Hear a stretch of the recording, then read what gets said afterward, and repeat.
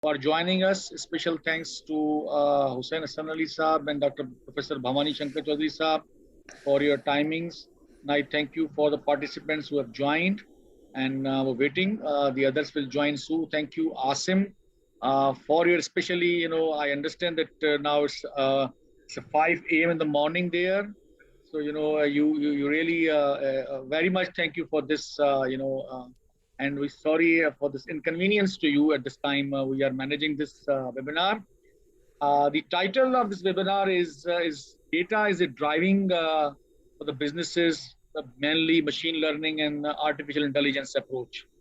So let me introduce our speaker, but before this, let me introduce the two important personalities for this webinar, Professor Dr. Bhamani Shankar Chaudhary and Hussain Hassan Ali Saab. Professor Bhamani Shankar Chaudhary, he is currently the chair IEEE Karachi section and member of Board of Governors at Higher Education Commission. He's the Professor Emeritus Mehran University of Engineering Technology, MUT. And those who are, relevant with the academics may know him very well. He's a very dynamic personality. And fortunately, we have Mr. Hussain Hassan Ali. He's currently the president of ISACA Karachi chapter, and he's the general manager and head of IT audit at Habib Bank Limited. He has the extensive and diverse international experience of professional specialization in technology, assurance, governance, risk management, data protections, and privacy and cybersecurity. I would preferably request Mr. Hussain Saab if you would just start and say a few words, and then we request Dr. Bhavani before we request our keynote speaker, Asim. Please, Hussain Saab. Thank you very much, Prakash Bhai. On behalf of ISACA Karachi chapter, I am delighted to continue our collaboration with IEEE Karachi chapter and to offer such important and interesting learning opportunities to our members, not only to our members, to others who are associated with the chapter, even as students or as people who want to learn more. So there are various people who associate with us in that regards. It is an absolute pleasure and a privilege to be able to speak on the same forum with Dr. Saab and with Asim Bhai. I would like to welcome all of you, all of our all of our participants, our guests, those who will are attending and will attend later today. And I can, from my experience of interacting with Asim Bhai, I can guarantee that you will be enthused by his knowledge, his humility, and the humor that he possesses. So it will be a fun way of learning something that is very, very difficult. I just like to add a little bit. I am not uh, an expert by any way, shape, or form, but I would just like to add that if we are considering banking, you know, banking is going through a huge transformation, as most of the organizations, but especially so with banking, because the customer data that we have with us, it is maybe second to people like Nadra, organizations like Nadra, who have everyone's data. But we need to practice a lot more security in order to ensure that we are securing, we are, हम जिस तरह से अपने आप के बारे में सोचते हैं, bankers are actually, yeah, we are all custodians or ameen for the data of our customers. And that is a very important concept to have. And we are seeing that, it's so difficult to secure data when it is on paper. Nobody knows where a copy is made or it disappears out of sight. So bringing it to the digital space has its own challenges. And we are already there. Like Habib Bank, if I was to talk of Habib Bank, our aspiration is to be an IT company with a banking license. That is a very powerful statement. And if you Yeah, think of that's that, a lot of banks globally are challenged by the new entrants who are digital, who are very nimble, who are agile. They do not carry all of their, bags of books and registers. So securing that data is extremely important, but to be able to secure it adequately, you need to manage it. And you have to look at it in so many different ways. And today is an opportunity to understand how this is happening and how this can happen better. I'm a lifelong learner, and this is my part of my journey, but I can assure you this is also part of your journey. It can be a beautiful beginning to a wonderful future. So, thank you very much. Congratulations to all who are here. And thank you very much, Dr. Saab, for allowing us to continue our collaboration. Inshallah, we'll do much more with Prakash Bhai's help. Good luck, Qasim. Thank you very Thank you. much, Hussain Saab, for your these wonderful words, and thank you. Let me again, request Dr. Bhavani Shankar Chaudhary. I introduced him earlier. So, Dr. Saab, please say a few words before we go for this technical session. Thank you very much, Mr. Prakash Loana, for selecting such a wonderful topic. I think I don't know. I thought there'd be a very good participation. Normally, we do have 30-40 participants. Such an important topic. Because before talking on the topic, let me thank Hussain Saab. I heard him first time. Such a wonderful. I think.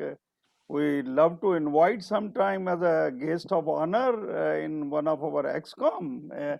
He's having such a big passion, and we must learn because what I know about data at my heart, I say we talk about data all the time. It's all we can say analytics is all about actually solving the problems.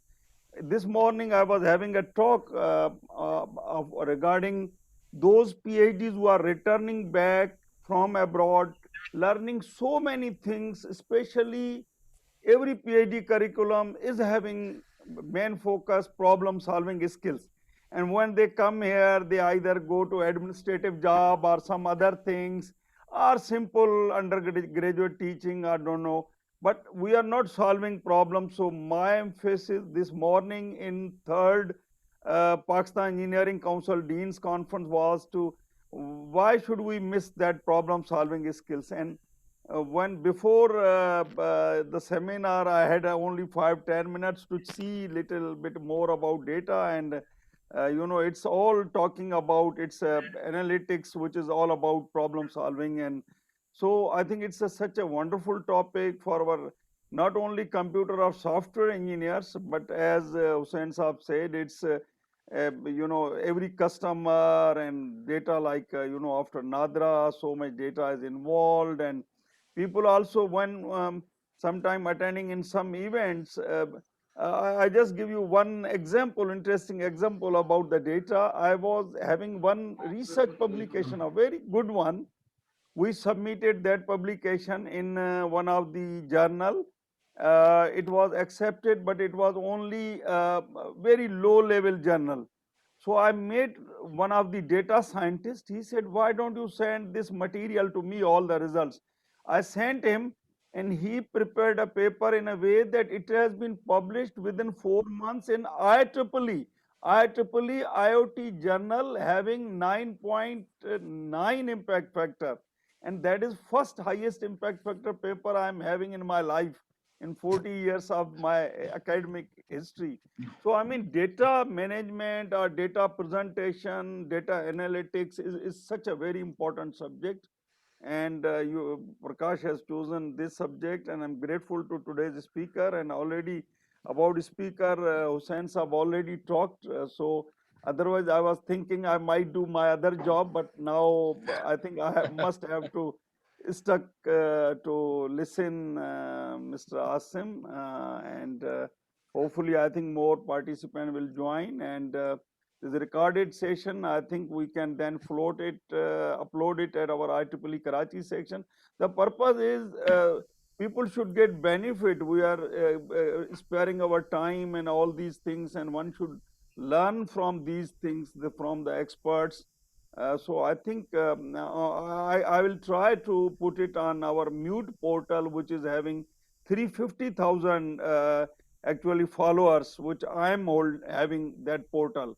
So it's just purpose is to get benefit from the experts who are spending that much time and giving us their valuable time. So again, on behalf of IEEE Karachi section, I welcome the speaker. I welcome our opening remarks given by Hussain Saab, and back to Mr. Prakash.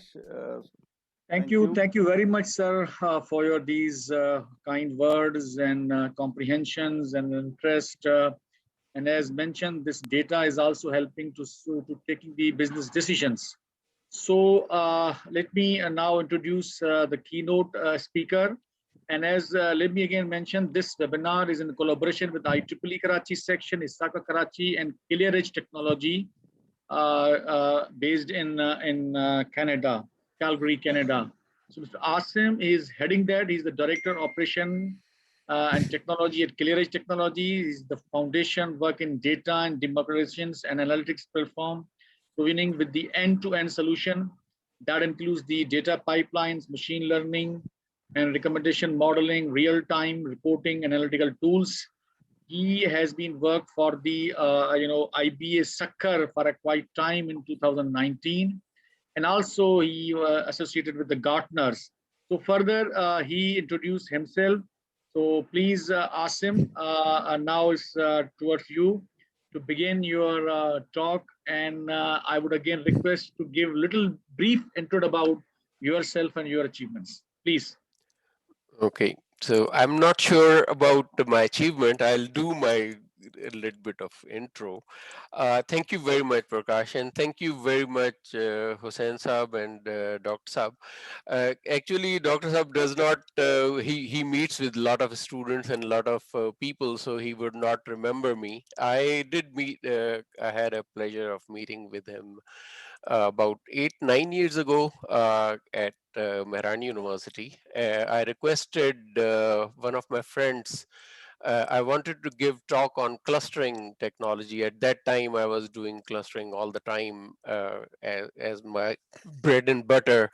So one of the very few people replied back, that included Dr. Saab, and set up a meeting with the students of masters and fourth year, I think, in his department. He was dean at that time in Mehran University.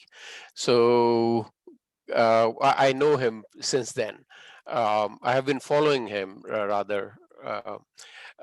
Hussain Saab, I had a pleasure of meeting with him multiple times, and a gem of a person, uh, very much involved in ISACA, and the way he does business, it's amazing. He has a lot of. He says he's not expert, but you don't need expertise if you have humility and management skills. You are all set, and the organization that you work with is all set. Um, okay, so thank you very much, and thank you, Aisha. She has been diligently working on setting up this webinar. Without her, this won't be possible. And Sain Prakash is always there to help us out with everything. So a little bit about myself. I am from Sakhar, um, and I am a graduate from University of Sindh. I have a business degree. I started working for Fuji Fertilizer. I worked for Fuji Fertilizer for 8 years. I was doing uh, budgeting, and then I did MIS. Moved to United States back in 2000. Started working for Gartner, and I spent 18 years there. I went from a hardcore RDBMS person to um, data integration, data center management, and in later years, last 3 years, I spent working on data analytics, building platform, building data pipelines, and started tinkering with machine learning. And since then, I have been infatuated with the subject of machine learning. Um, and now I think I should start with the screen sharing. Let me know if you can see my screen. I will show you few screens, and let me know when you see them. Let's see. Okay.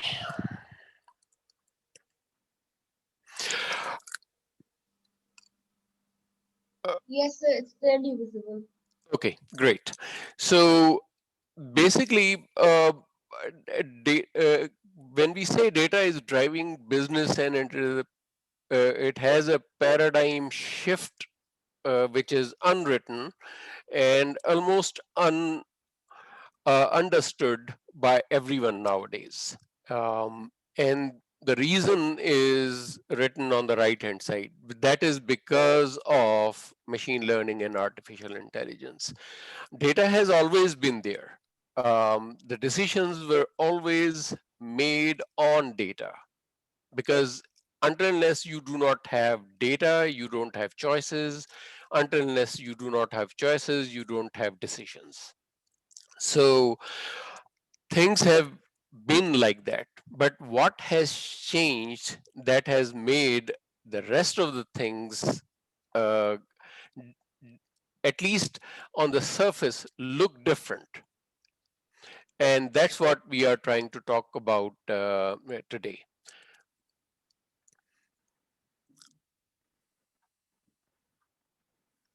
So our mainstream work is has always been on industrial side of things, because that's where things you see shifts very visible.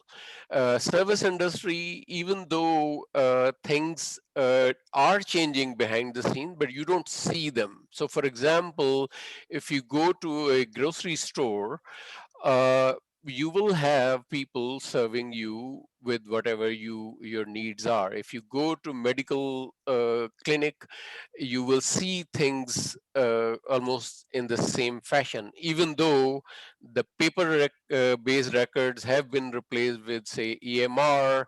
With grocery stores, now they are tracking your transactions. Your transactions are electronic in terms of what you are purchasing.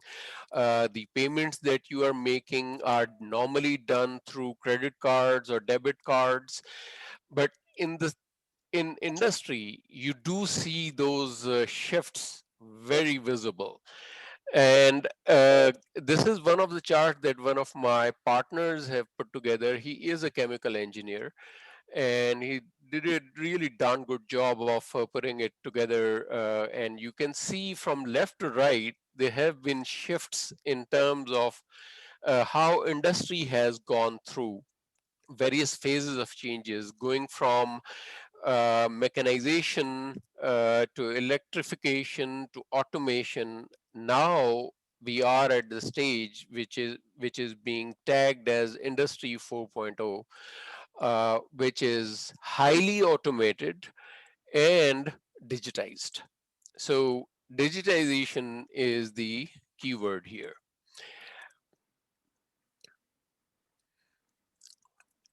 This is not just true for industrialization. As I said earlier, you do see things changing everywhere. So if you look at defense, you look at healthcare, you look at transportation, you look at cybersecurity, you look at retail, logistics, marketing, manufacturing, everywhere you see a tectonic shift happening, and we can see it uh, in the eyes of a financial person, because as they say, follow the money, where the money is coming from and where the money is going to. And that is all going into the IT. According to Gartner, there would be a 4% increase in current year, even though you look at the COVID pandemic, it has put a lot of dent in spending budgets. And everywhere you talk to any CFO, you talk to any director, they will tell you that they have been told to cut costs. But despite all the cost cutting and optimizations, you do see increase in IT spending worldwide. And even though the very first dent was done last year, but this year the IT spending is going to be 4%, and it will reach $3.8 trillion. So, and Gartner has put together a good document together where you can actually see where most of the money is going to go into. So, if I look at the cursory level at the extreme right column, I see enterprise software leads the way, followed by data center systems. So, where is that money going to? Who is the beneficiary of that spending and the shifts in spending? You see, I have put together this chart just as a market capitalization of 50 top United States companies. And you see, top five are all software companies, or according to one MIT professor, uh, he tags as uh, platform companies. So if you buy a Apple device, you actually get into an ecosystem. Your iPhone talks to your Mac, it talks to your Apple TV, it talks to your router, which is Apple device again, and you can go from one device to another without any problem. Single login works everywhere. Apple Watch now, version 6 actually does a industrial level uh, accuracy EKGs, and oxygen meter sensors have been installed now. So you can see where the health and wearable devices are going. Uh, Same is true with Microsoft, Amazon, Alphabet, which is the parent company of Google and Facebook. Um, I would argue, actually, if you look at Tesla, it's a platform company as well. The reason I'm saying that is Tesla is a company that is in manufacturing of cars, but their gigafactories, they call it gigafactories, are highly automated. They have automated so much that they had to unautomate some of the tasks because they found out that human beings are doing a better job at certain tasks than the automated robots that they put together.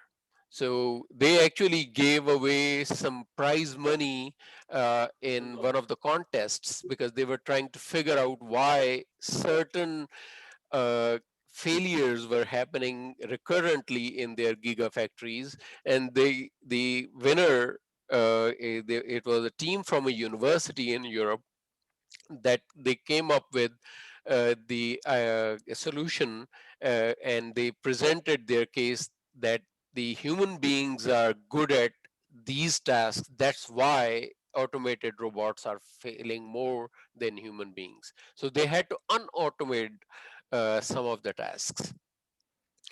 And you can see the market capitalization of top 50 companies. It's more than 50%. And guess what? If I look at complete picture, I will, oh, we will see the rest of the 11 companies have software or IT companies as well. So for example, Visa and MasterCard, I would also argue that they are platform companies because they don't manufacture anything physical. They provide you with a card which is chip, and they basically give you a platform where you can do transactions and high speed transactions from irrespective where the card issuer is in United States or Pakistan. You can use the same card anywhere in the world without any problems. Obviously, you have to tell your company that you are traveling, and so that they can tag your company as a traveling card. But most of the system are automated now, and Hussein Saab would obviously know it better. As he said, we are a IT company with a banking license. So rest of the companies, as I have highlighted, are IT companies as well. So that's where the money is going. So what has changed over last 25, 30 years? The very first thing that you would see and appreciate is data. And when I say data, I don't mean essentially big data. Even though you see three V's, and these are Dr. Saab may uh, put me on a spot that you are talking about big data here, but it is not necessarily big data. The reason is there might be one element missing from your own business. So not all the businesses have all three, or to the level of the very definition, but you would see these three V's. So the very first thing that you would see is the volume of data. And the volume of data is getting larger and larger because you are seeing lot of digital systems implementations. So if you are a new business or a business who's trying to establish a new division, the very first thing that you would do as manager, you will say, I want an automated digitized system in the first place. So you don't want to start anywhere else. So as soon as that system gets installed, you start getting data. Second thing that is happening is you already have paper records and you have installed your digital system, but you are trying to digitize your existing paper records. So that is also increasing the volume of the data that you have at play. Veracity is actually speed of data that is coming in. And you can see it because of the integration of various systems. And most of the systems nowadays have come up, all the industries have come up with certain standards. So for example, if you talk about industrial IoT sort of things, then you have OPC, you have DCS, and you have SCADA. If you come to a electronic health record management system, you have HL7, and then UK has another system. HL7 is North American. UK has a slightly different system in place, but standardization is there. Then you have uh, integrated systems that are already available. There are platform now that are integration platforms. So uh, I know one of the software that I was working with, they were the providers of data integration. They had upwards of 500 connectors. So irrespective of whether your source system or target system is Oracle or SAP or PeopleSoft, well, PeopleSoft is part of Oracle, or any other teeny tiny system, you would find a connector for that. So that means all you have to do is basically configure your connector and you are good to go. It will start streaming data in and data out to the hub, and you can do whatever you want after that. Fourth is the management way of doing things, and that is making sure your disparate system that are running in silos are getting integrated. Then we have variety. Uh, Conventionally speaking, we had RDBMS. So anytime you talk about data, you would have our relational database management system where you have well-defined data types, you have well-defined tables, then you have users, you have roles, and then you have access methodology.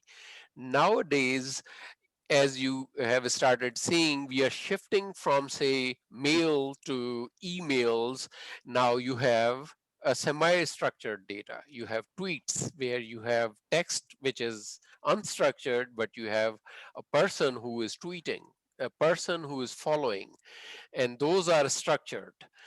And then you have unstructured data that is also increasingly being produced by the digital platforms. So for example, when you used to publish a magazine or a newspaper or even a book, you used to have a press, and then uh, you used to do all the publishing mechanism using all the manual things. Nowadays you have digital platform to do all three mediums that I just spoke about.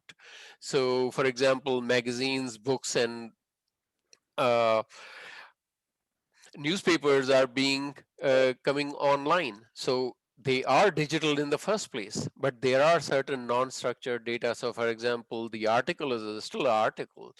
Third thing that is happening there is increasingly you have OCR programs that are becoming intelligent every day that are enabling you to digitize your libraries uh, from the past. So you can have, obviously, that is adding to the variety and volume of the data.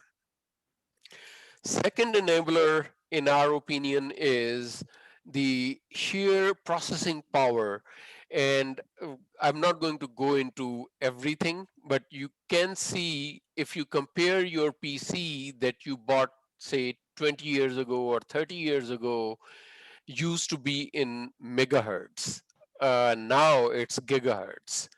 The amount of memory that you would be able to buy from a shop or the motherboard that it would support would be in, say, maybe 2 gigs, 3 gigs, 4 gigs. Nowadays it's in terabytes. Disk space used to be floppies. If you remember back in the day when you were in college, at least I was in college, we used to have 1 MB, 3.5 inch disk floppy came into play, and we were very happy to see, 1 meg of data that we could save, and that was a big thing for us. The hard disks were 2 gig, 3 gig. Nowadays it's 8 terabytes in a single drive. So, and the networks. And I must say Pakistan has done a really good job at on the networking side of things. I have lived there after a long time for a full year, and I did not find anywhere myself disconnected. So I was connected everywhere I went, from Islamabad to Wah to Lahore to Karachi to Sakkar. Everywhere I had a dongle with me, and it was very usable. So even though speeds are not like in North America, but it was very usable. And as we can see, you can actually see me and presenting from Canada, and I don't think you guys have any issues, listening to me or looking at my presentation. The third thing is a combination of various things. Software, internet has made information very accessible. So according to one guy who wrote a book, World is Flat, he essentially meant that the information today that is available to a kindergarten student in United States or Europe or any other highly industrialized country is also available to the student in Sakhar or Hyderabad or Karachi or Islamabad. So they are at the equal footing when it comes to accessibility of the information. Yes, language is a problem, but platform is there now. Social media has made information very easy to cross share. So for example, if you have a tweet, you can easily share it with your friends on WhatsApp, and you can share it with Facebook friends. A page that you uploaded as your blog can be linked with your Facebook article. You can share it on any platform you want. There are combinators that are basically giving you information, selecting from various sources, and those are all available. All you have to do is just click on a button or a icon on the web page, and you're all set. Open source has changed totally the way we do computing. No more requirement is there for paying for software, except for Microsoft Office and Windows. Mac software comes mostly free. I haven't installed anything paid on my Mac ever, and I've been using Mac for now last 8 years. If you are in Linux world, you know that you don't have to pay for anything. Even the Office suite is now available for a long time, actually, for free. Uh, Testing and implementation of algorithms are very easy and faster, all because of the computing power and the amount of data that you have available. The platforms like Hadoop, that is again open source, it is free to use, free to distribute, are available where you can process data in chunks in large quantities very, very fast. And then the final thing that is the magic, and I think this is one thing where we have to put a lot of effort.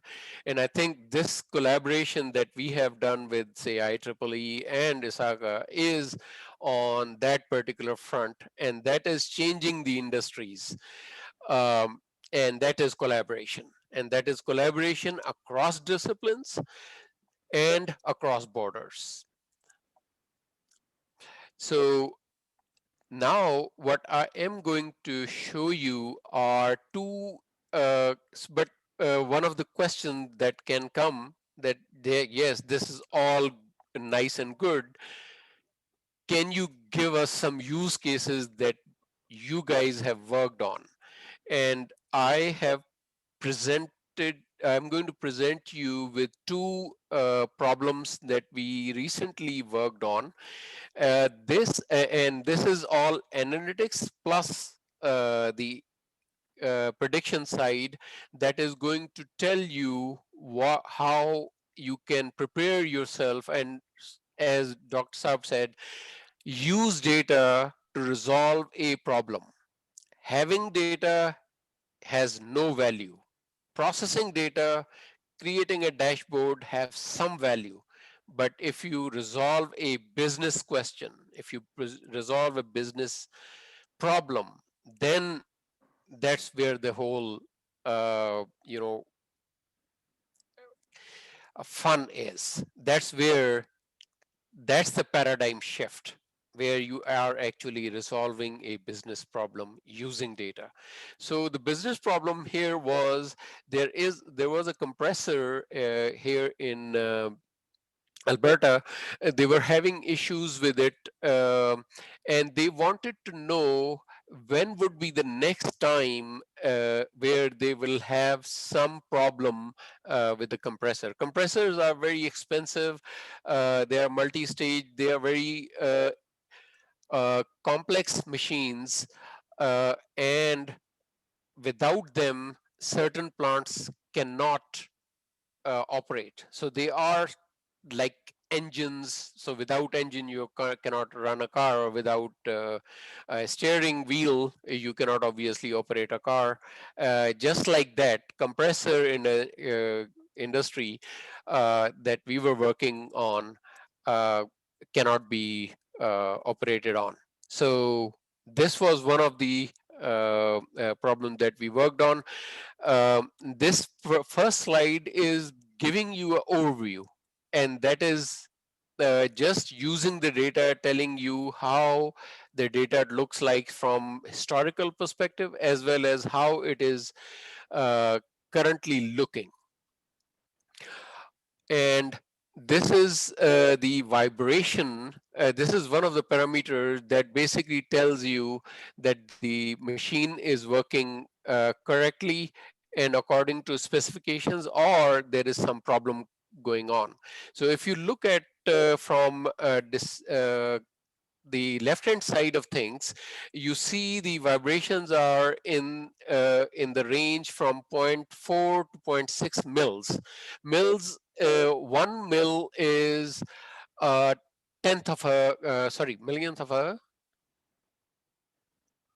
mm, me- no, thousandths of a inch.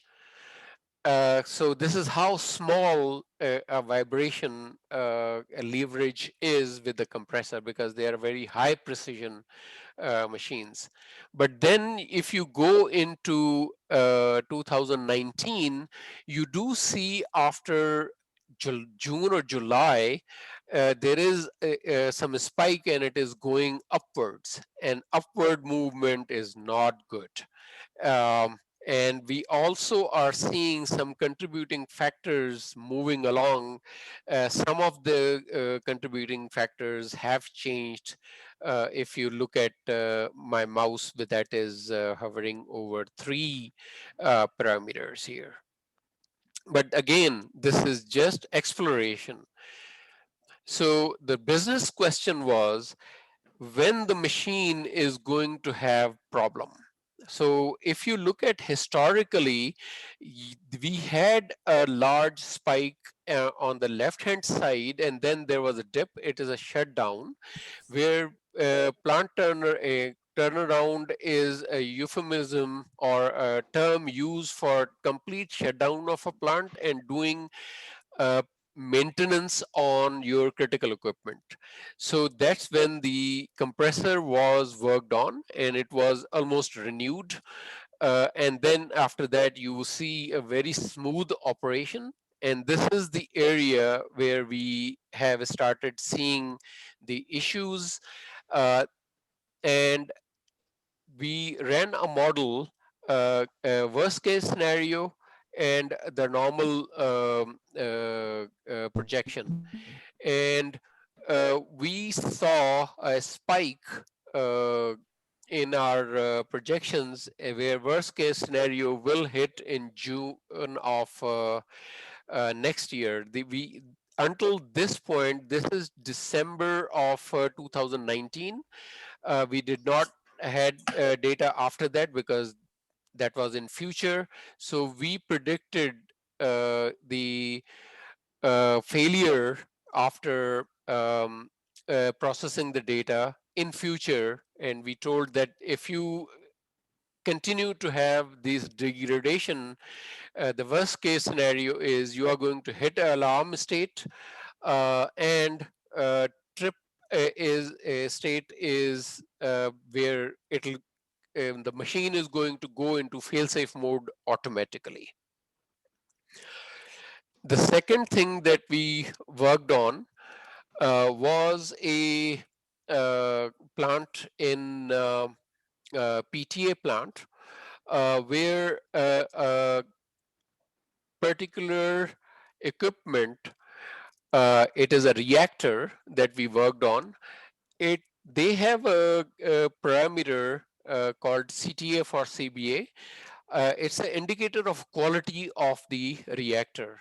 And what they do currently is they take samples and they send it to a lab every 4 hours, because if you do more frequently, it is not economically feasible to test your product. And since this is a continuous process, so they have ability to react, but then it takes about 15-20 minutes for lab to process that sample and send the results back.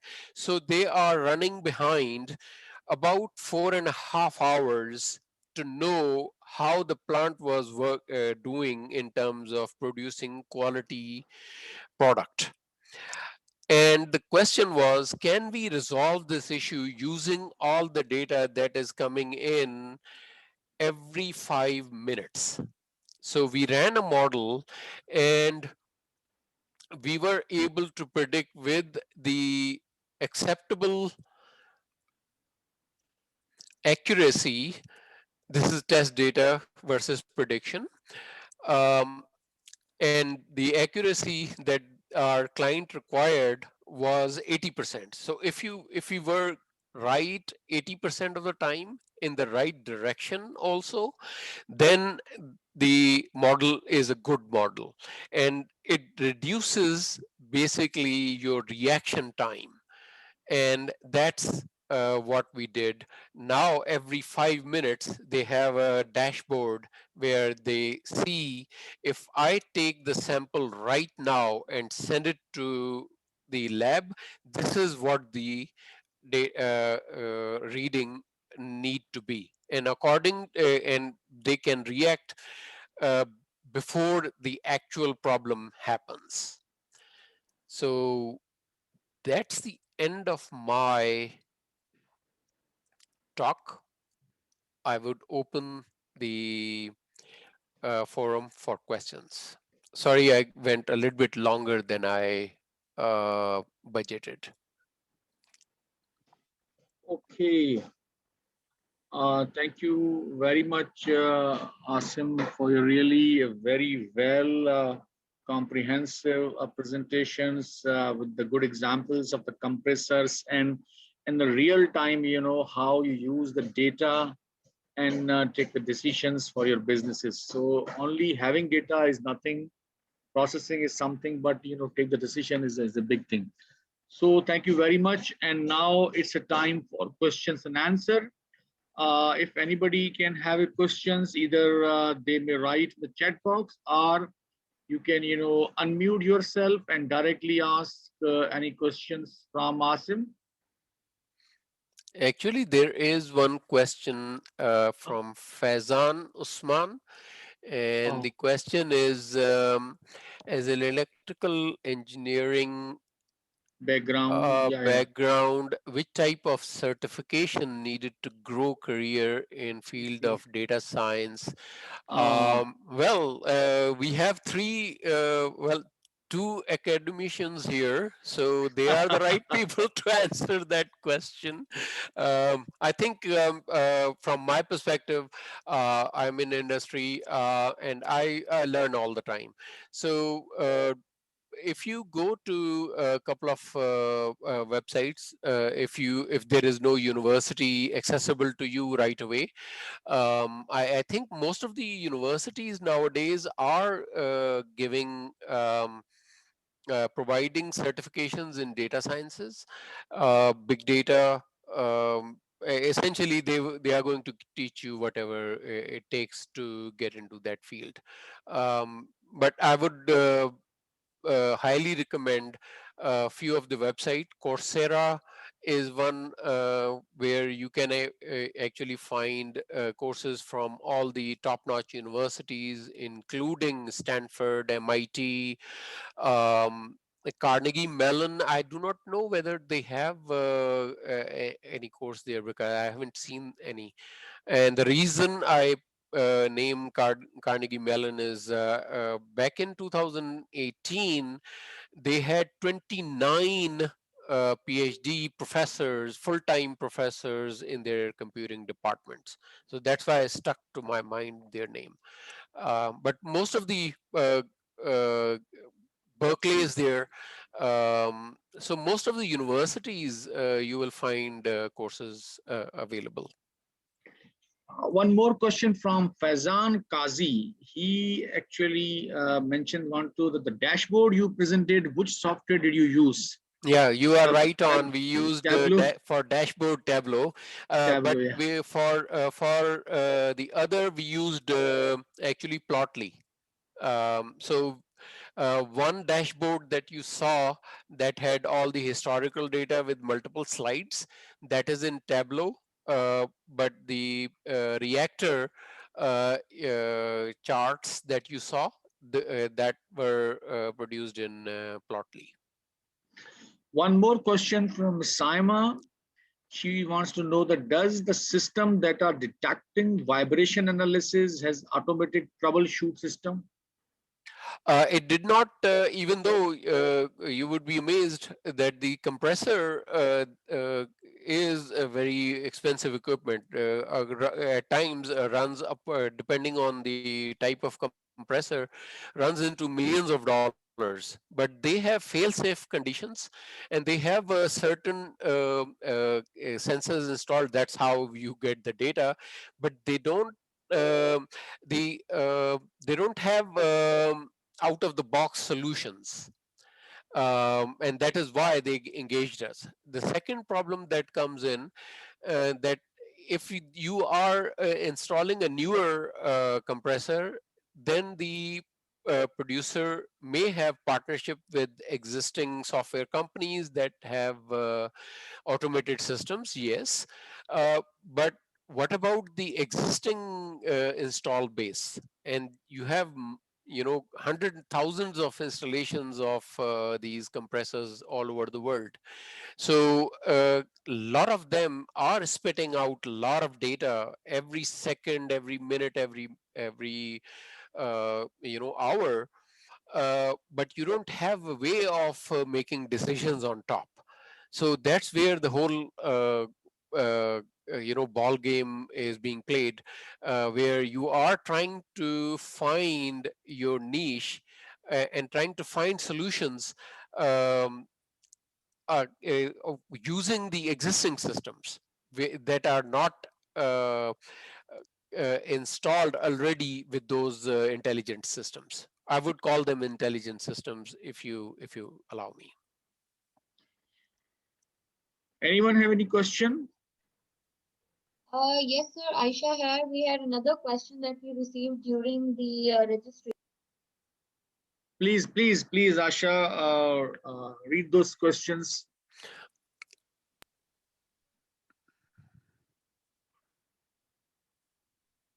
With 14 years of experience in audit and compliance, is it practical to learn machine learning and AI at the age of 37? Though I'm a keen learner, but this is more related to a career switch. Oh, 37 is nothing, you can learn even if you're 67.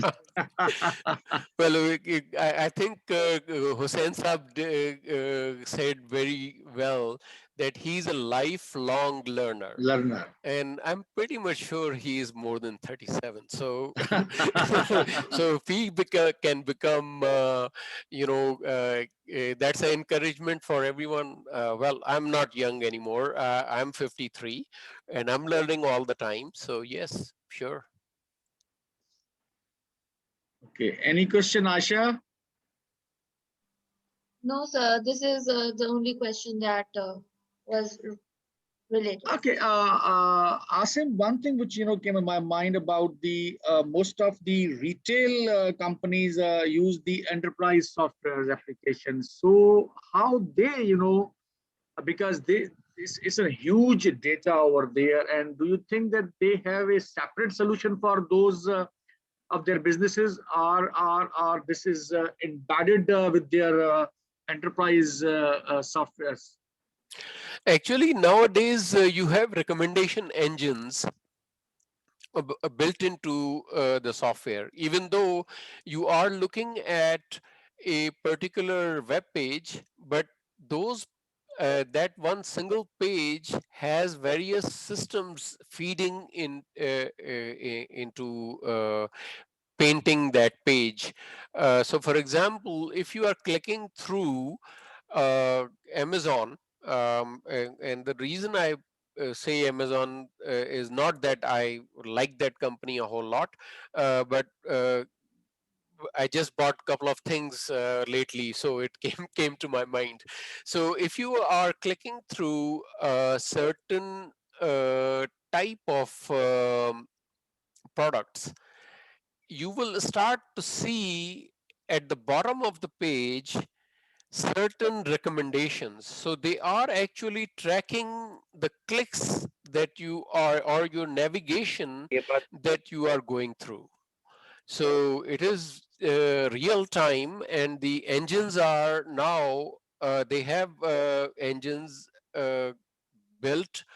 They do real time monitoring. They get feeds from your clicks, and then they give you within few seconds the recommendations also. Okay, so now Hussain Saab is there. Hussain Saab, is there anything you want to add in?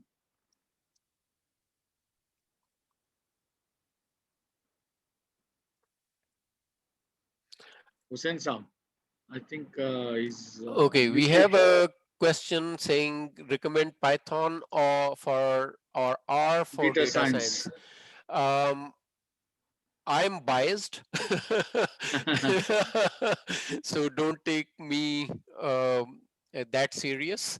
I use Python all the time, but the people who are coming from academia, they almost swear by R, and they love it. So R is not far behind in terms of uh, analytics and artificial intelligence, but Python is easy. So I am a Python user, even though I did try R, uh, but I haven't been able to use it, to be honest, in any production system that I have worked with. So I have used Python for most part. Okay. Anything, Dr. Bhavani Saab, you want to add? No, I think it's all fine. I think lecture went very well and it generated quite good questions. But I think if we have email address, we can add the Mr. Asim's email. So if I get these lectures, you have already recorded, so it may need little bit editing. I can ask my team to edit it and then share on the our Mehran page, or I don't know, IEEE Karachi page, and then we can link Karachi page with the Mehran page, so students can benefit from that one. Okay, Yeah. great, good idea. And we also need your email address, Yeah, maybe. and same, Right. TG, Dr. Saab, please go ahead. Hussain Saab, go ahead. I was just only mentioning we may need the email address because sometimes people contact through email, or we can add the profile so they can search profile at the Google and find the email. No, we will send you email. Aisha is very good at communicating the information, so I'm pretty much sure she would be able to get us all the information. Yes, Hussain Saab, you want to add something? Hussain Saab want. TG, I just wanted to thank Asim for an amazing session, but also request that if we can get, Prakash bhai, if we can get maybe a short write-up or something on this, we can put it up on the ISACA page, send to our members, maybe even a photo of the people on the call. So, something like that, which will be very good for them to know, and then have the link available for to the recording. Okay. That people can benefit from this. Yeah, I think link will be That was available it. And soon after this presentation, and we'll try to send those registered participants, and also as Dr. Bhavani Saab has mentioned that he will ask some of the students to edit that only the important parts, because people don't have that much time to listen all these 1 hour discussions, only the important things. So yes, the link will be available, and sure we will prepare some this PR type report to upload on the ISACA page. And we've already Even requested. we can also send to R10 newsletter, small news with the R10 newsletter as well. Yeah. that would be great. Yeah. Okay, so we'll try to prepare. I'll That try to would be prepare great. this, one news with these pictures, uh, and also we have posted the Google form, feedback form. If participants are requested, if they can fill this Google form, that would be helpful for us. And Asim, anything you want to add regarding, because this is the first webinar for the collaboration with the ISACA Karachi, IEEE Karachi, and ClearEdge Technologies. So what if the next, do you have anything in your mind, or Hussain Saab or Dr. Saab can be suggest? I'm happy to talk about various other things. So, for example, I did not talk about anything about the challenges about security. For example, Hussain Saab did mention security, and he reiterated in a right fashion that if you have information, you have to be sensitive about it, whether it is privacy laws, whether it is confidentiality, or any other legislation or regulation that you have to follow. The second thing that is also coming to the forefront is the bias that the machine learning algorithms have put in place, and that is because of various other challenges that you have with the data collection, the way you run your models and you use them. So those are the things that we all need to be you know uh, cognizant of. And then once you recognize that there is a problem, then you come up with a solution. I did not talk about use case in so HR, for example. I did not talk about use case in retail. I did not talk about use case in finance, fraud, uh, and we did not talk. I touch base on use cases in medical or healthcare, and there are tons of use cases that are out there. I have couple of them with myself, so I did not get chance to go over all those because of the time constraint, but we can talk about it. And So, what I would see, suggest, if Hussain Saab and Dr. Saab, you guys talk to a lot of people around you who are business managers, they are directors. They come up with the problem statement, and we can talk about solution statements. GG. So I wanted to request Asim bhai, more from a selfish perspective, that use cases for audit, because we are now with the current situation, the tools that are available, the solutions, the infrastructure that is available, we now have access to a lot more data. And so we should be able to leverage that. We should be able to, leverage things in the real-time sense rather than wait Yeah. for something and then do a periodic, something like a year later or a month later, Right. something like that. Right. Can we Right. do Right. something more real-time, like the example which you gave, like from instead of 4 hours, it's come down to 5 minutes. You have a dashboard getting updated every 5 minutes. Yeah. Can we do that? Because there are very defined controls that we are checking, key controls. Correct. You can use Yeah. automation for that. Exactly. It'll be brilliant. Exactly. I was looking at actually, I was talking to one of my friends. He's in trading business in one of the banks. And one of the problems that he came across was the new regulation that has come from State Bank of Pakistan. And they have delineated a very well defined policy document. But there are certain definitions that are like, you know, what are those? So you have to define from your organizational perspective and come up with a solution. And so there are certain challenges in that area. So compliance is one of those areas that I am working on keenly. So we can talk about that, and I can do some use case. I may not have data because of the confidentiality. I have to check with them whether I can present the data without naming the name.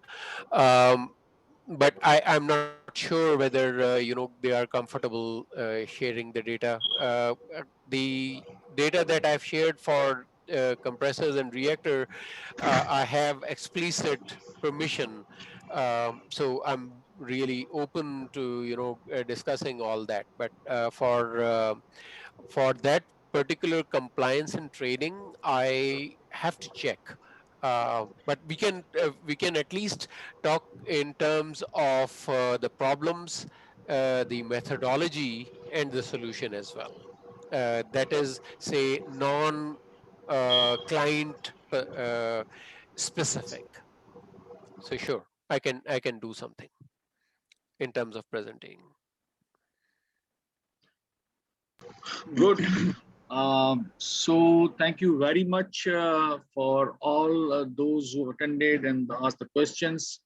And also, I thank you, Aisha Kazi, for her tremendous efforts, in making this convenient for conducting this webinar. Thank you, Aisha.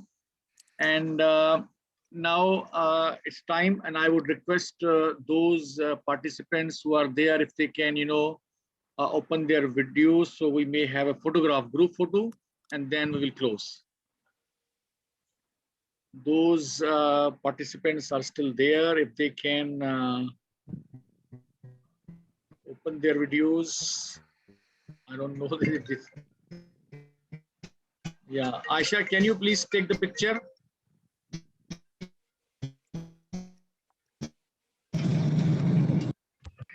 I think we don't see other. I don't see Sorry, one Prakash bhai, participant.